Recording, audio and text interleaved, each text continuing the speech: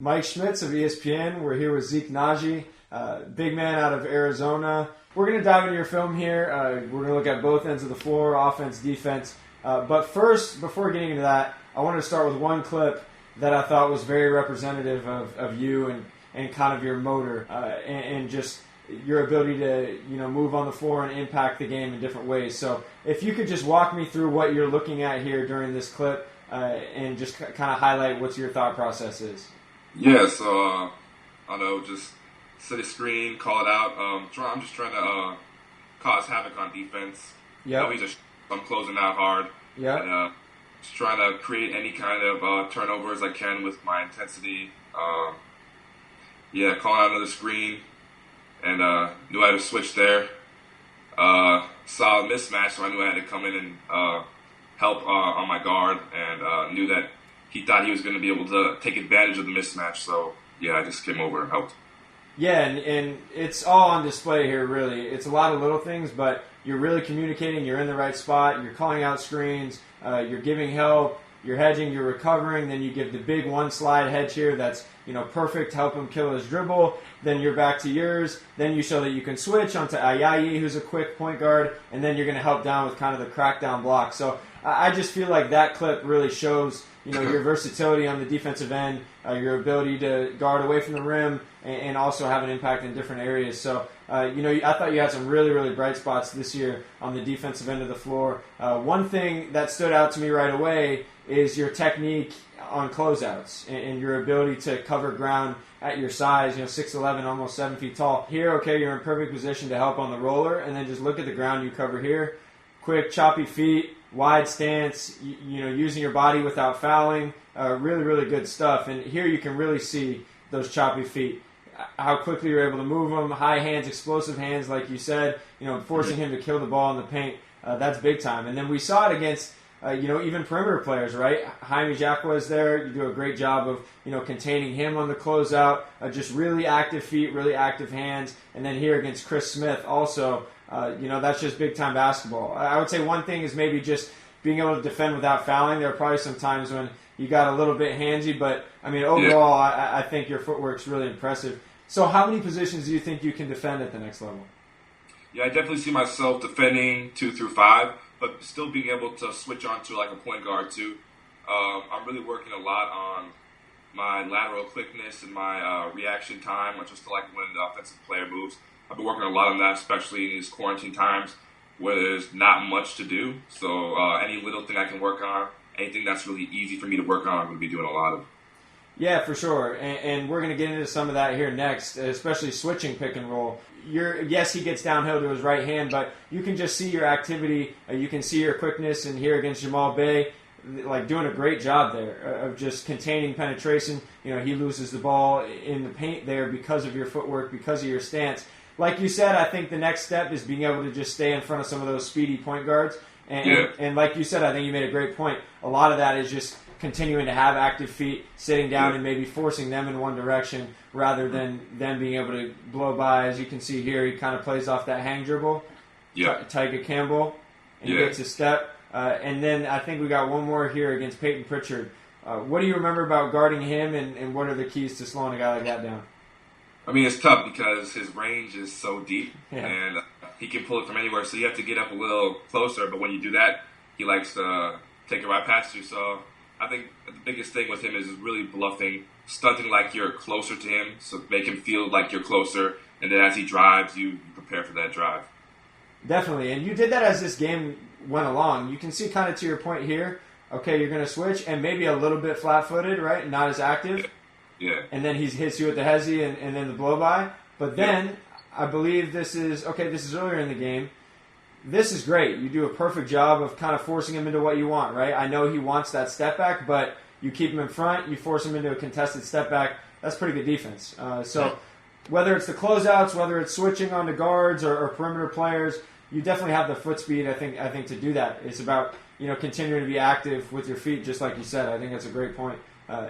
And then in ball screens, kind of more traditional ball screens, I know you guys kind of hedge and recover a lot, but you're probably going to be in these drop situations quite a bit if you're not switching out onto the perimeter. I like that you're up here because you do have the foot speed to to stay with him. Maybe giving yourself a little bit more space just so he can't turn the corner, because that creates an open three in the corner there.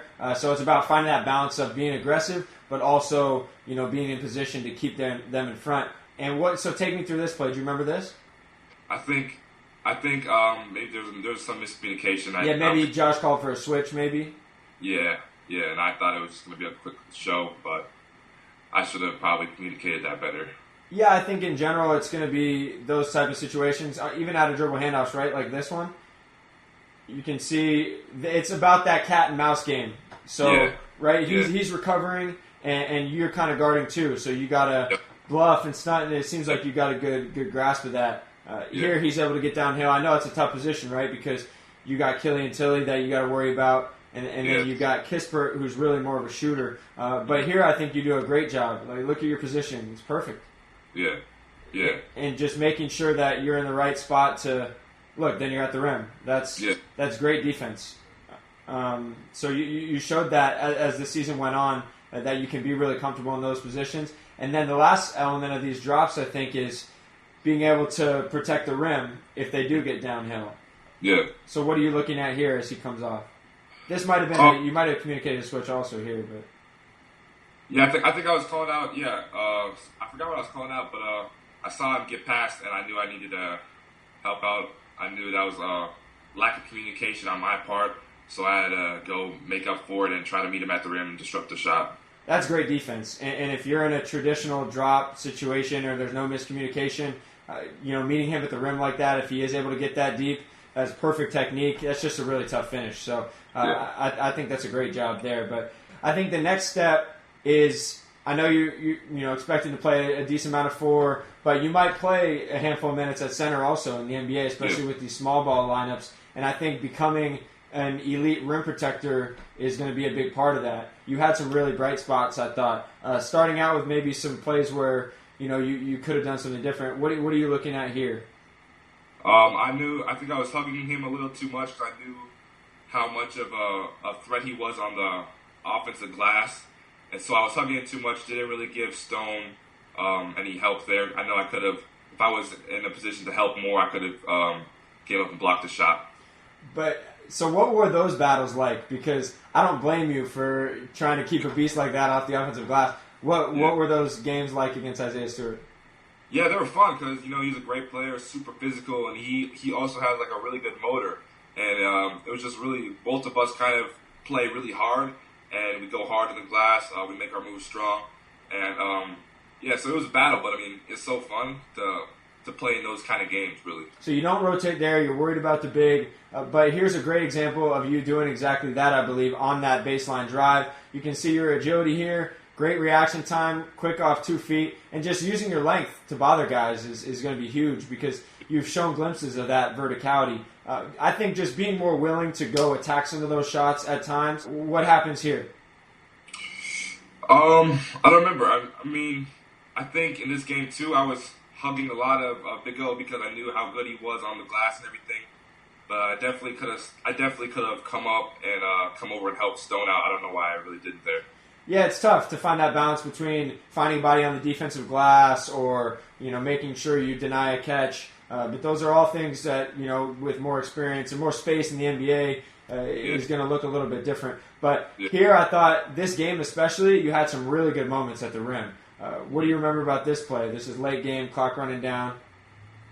Yeah, I remember this play, game's on the line, and they need a basket to try to win this.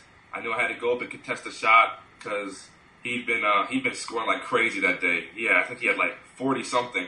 And so I saw him come in, take advantage because they had a miscommunication on the screen and came over and tried to block it and still save it, but I wasn't able to, and you can see my frustration there. And then here against Baylor, early on in the season, again though, quick off 2 feet inside the paint and then ripping the ball away from guys. You didn't come up with that, but really strong hands. You're aggressive with the ball in your hands, so that's a big-time play. Here in this side pick and roll, what do you see? I know I got a shooter in the corner. Yep. And I still have to help over on Chase because I'm the lowest, closest guy. I got to be the one to cover the roll man. And I was in a bit of a tough spot because he got so far over to the right side. And so I was trying to play a little bit of that, like you said, the cat and mouse game, trying to not let him get the easy pass to my man in the corner, but still be able to help on the roller. Yeah, and that's what makes it tough. In these situations, you got to play multiple guys. You got to use your quickness, but also your mind. And the NBA game is going to be moving like this, super fast. So always got to be locked in. But here you can see just the impact that has when you are in position, right? So kind of a similar situation. No shooter in the corner, but side ball screen. And just because you're there, you're forced to travel. So just being really sound positionally, you've proven you can do that and really have an impact. Now, one thing I will say, watching through your film, most of your games here, in that back line, there are some times when they just hit the lob over your head. Did you feel that? Yeah, I felt that a couple times. I know that happened sometimes with Isaiah Stewart as well.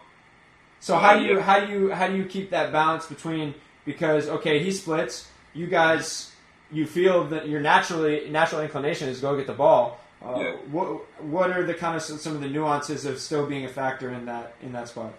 Yeah, I think like I said before, it's really the cat and mouse game. They're really bluffing and everything. I think really defense is so much about being in two places at once, acting like you're there, but really being back on your man or something like that. So I was committing too much to the ball handler when he didn't get as far down for me to make that kind of commitment yet.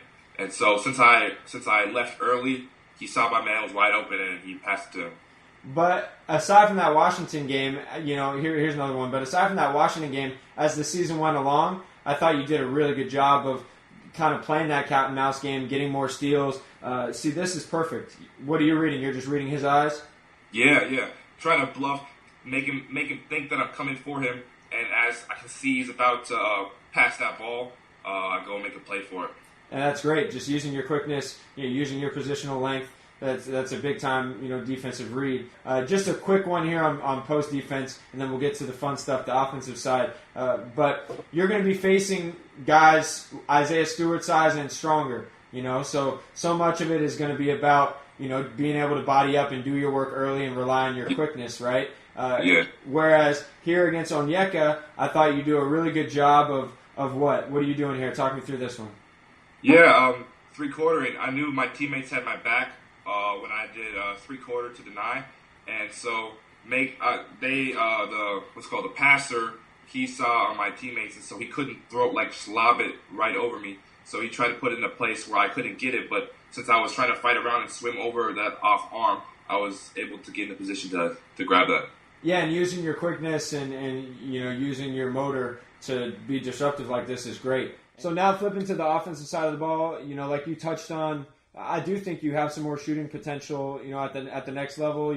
Your role at Arizona was, more on the interior and giving them that presence, and understandably so, because you were, a beast on the offensive glass and really effective in the post. You're one of the most effective post scorers in college basketball. But we'll get into some of the perimeter stuff later. I think that your initial value add, aside from being able to space the floor and those things, is the fact that you can be such a monster on the offensive glass. And you're one of the best offensive rebounders in the draft. What's the key to being such a good offensive rebounder? I just think the biggest thing is relentlessness. I mean, it's all about who wants it more, who's willing to work harder for it. And that's something I definitely learned. Like I said, I learned early on coming into college that everyone was just as big as strong as me. And I knew, though, that deep down I wanted more than them. And so one way to really prove and to see who wants it more is just rebounding. See how tenacious someone goes for a rebound or how much someone's willing to put into rebounding. Yeah, and you could see that over the course of the year for sure. Like you said early on, it was 5, 6 offensive rebounds a game. And I want you to look at this play, okay? It's so much about the multiple efforts here. 1 effort, 2, 3, 4. You're extremely active, just like you said, that relentless nature, not afraid to get fouled. And look at you, absolutely fired up. I love it. I love it. Almost every one of these clips ends in a fist pump. So it's that's the type of energy. Look at this. That's the type of energy every fan base is going to absolutely love. And then watch this. I know he kind of slips here, but just sit down. Just going and hitting somebody, getting physical. That's big time, man. Every coach is going to love to look down the end of their bench and say, okay, I know I can put that guy in because he's going to bring it every single play. And so I do think right off the bat, while you have some more skill stuff, right off the bat, being able to be a monster in those areas is going to help you in a huge way. So then into your post game, again, I know this isn't where you're going to probably make your living at the next level, but still you were really, really effective at the college level. And I think a lot of it starts with just doing your work early, right? What are you looking at here on these rim runs? What are you hoping to accomplish? Yeah, I know that one way to get like easy baskets is rim running. Basically, I mean, even if the guy is already there, you're running at him and he's standing still, so he's bound to give some ground. And you get low, you just drive your hips into him and just keep moving your feet, have active feet. It's a really easy way to get a quick bucket, like right next to the rim. And you drew a lot of fouls with that even too, almost catching guys off guard by just sealing in the paint. I probably have 10, 15 clips I could have put in here with examples of that. And a big key to this is just your footwork and these kind of drop steps. What do you looking at here with your defender, and what are you trying to do with that outside foot? So really I'm just I take a dribble, feel where he's at. If I feel like he's really high on me, then I'm gonna hit him with the spin to the baseline. And if I feel like he's not, then I'm going to take the middle. So in that clip, though, like he's obviously higher on me. So I just took the baseline there. And a similar situation here, you kind of see the double team, right, coming from your strong side. And then a little drop step into the finish. Just reading the defenses. That's really good stuff. And then here against USC, feeling Big O, where he's at. And then the head fake. I think at the next level, you're going to face some guards, right, because teams are switching so much in today's game, and a lot of times it might be a point guard switched onto you, and they're going to ISO you in the post. So being able to either score over either shoulder or some of these short turnarounds too, I think can continue to expand your game. In one area I think you have room to improve is as a passer out of the post. Is that something you're studying? What are you looking at? Feeling those double teams. I know there's more space in the NBA. You're not going to be facing as many of those little guards digging down. What do you make of yourself in that regard? Yeah, definitely. Especially at first in the season, I wasn't really getting doubled at all. I think no one really knew who I was. But as I started doing well against the one-on-one coverage, people started doubling. And at first, the doubles were easy because they weren't from good teams. But then I think the first game that I knew that I didn't handle double as well was, I think, the Baylor game. And that was a tough game because they doubled well. And after that, I watched a lot of film. And throughout the course of the season, I think I got better at handling the double teams. But, I mean, I'm looking forward to being in the NBA because of the fact that they're not going to double as much. And there's going to be so much more space and more one-on-one stuff. And so I think I'll thrive in those kind of situations more than having to pass out the double. No question. I think that's spot on, and it's going to be more you playing in space than on the block against a congested defense. But even so, I think it's a good gauge of passing feel and these things, looking at how you react in these type of situations. So here they send the hard double. This is tough because you're in kind of a tough spot, even though you have Josh, on the weak side. Maybe it's a spin baseline, but there's not much room to operate there. But I want you to see your progression and how you improved even over the course of this game, okay? So this is later in the game, right? And what are you looking at here? I'm really looking middle to see where defense is coming from because I remember last time it kind of came from that middle. So I'm just going to dribble up, draw them in, and then spin back. And I spun back. I saw Josh was wide open in that same spot, so I just hit him. Yeah, and you could see on that clip before, right? That was almost the exact same situation. You spin along the baseline this time, created a little space at first, spin along the baseline, and then with the hit, that's perfect. And then you could see it later in the game also on the other side of the floor, I believe, where you almost had a identical situation. Yeah, here again, hitting Josh on that weak side. Anytime you catch in the post, I think the instant look is that weak side because a lot of times you'll have open guards or wings that you can hit with those cross-court feeds. So now we're going to get into this stuff, okay? This is, like you said, where you're going to be operating a lot more. I think it's going to be out of pick and pops, short rolls, situations like that. So this is you playing out. They're going to put two on the ball. You pop to space. You read that stunt man, and you knock this down. And so you clearly have the range for that. I'm not too concerned that you're going to whether or not you're going to make threes eventually. But here you can see sometimes, right? Watch your hands. Yeah. Right? Yep. Yeah. Do you feel that you do that from time to time? Yeah, that's definitely been an emphasis. Like one of the biggest things working on every time. Just hold the follow through until you see the ball go through the net. I think that's what I've been working on a lot because when you pull your hand, it disrupts the shot and the trajectory of where it could have gone. And here's a perfect example of you finishing your shot. This is what it looks like. Look at that. Money. Yeah. That's perfect. And I think the more it sounds so simple, it sounds so stupid at times, but it really has an impact, and you can see it on a lot of your shots. Now, once you start making more shots, they're going to close out harder, right? So then it's about becoming more comfortable with your handle. You are great in these mid-range areas. The pick and pop with you and Nico, you have great balance, great touch overall. You could really see that time and time again. And now I think the next step is being able to handle and play make out of these short rolls. So in this situation, we saw you're a threat in the mid-range, and now it's about they're going to put 2 on the ball. What are your reads here? What are you looking at? I was looking at Stone, and I saw his man came up, got him with the pump fake, and just tried to – I knew that they were going to be trying to block a lot of shots, so using the pump fakes a lot. I think I got 2 of them in one possession and being able to draw the foul just from the pump fakes. So, yeah. Yeah, no question. And you have the scoring opportunity here, or maybe you have the hit to Stone. But, again, becoming comfortable in those situations, showed more and more over the course of the season, I thought. In a similar situation here again, kind of these short rolls. What are you looking at here? Looking at Stone, see his man comes and helps up, and as he helps, I probably should have dumped it down because he had a quick little dunk rather than predetermining that I was going to drive there. Yeah, I think that's correct, and being able to find the balance between being super aggressive and physical to also, okay, sometimes I got to feel things out a little bit more and take advantage of that. But again, even so, that's a tough read to make going full speed like that. But again, as the year went on, we saw more and more of that from you, being able to facilitate out of those situations. Now, one thing I think that's important for every big to have is a little short roll push shot. Yeah. Do you work on those things? Because here's a situation I think that'd be beneficial, right? So you got the roll, you got a shot blocker at the rim.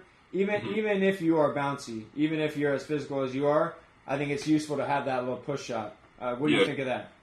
Yeah, definitely. I mean, sometimes there are going to be situations where you can't really get all the way to the rim and use the glass like you want, or you won't be able to pull up into like a jump shot. So a quick little, kind of like a push shot or a floater, catch the defense unaware, so they can't really time up the shot to block it. I think that it's definitely beneficial.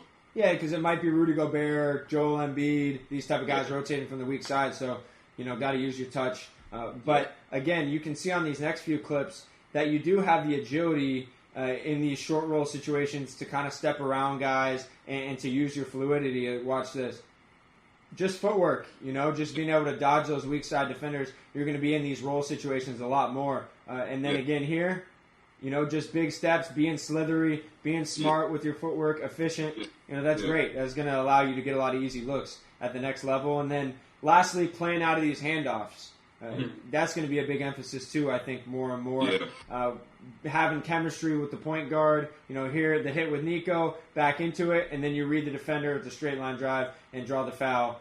So those are kind of the keys, I think, moving forward is being on the perimeter like that and playing out of those short rolls, playing out of handoffs, playing out of those things, and then playing off of your jump shot also. But I mean, in general, your tenacity, your physicality, your mentality, clearly how you've improved throughout the years, those are all the traits that it's really hard to teach. And you clearly have all those things. So I think, wherever you end up, whatever team gets you is going to be thrilled with, everything you bring to the table. So appreciate the time, Zeke, and, thanks so much for everything. I enjoyed talking hoop, and best of luck throughout this pre-draft process.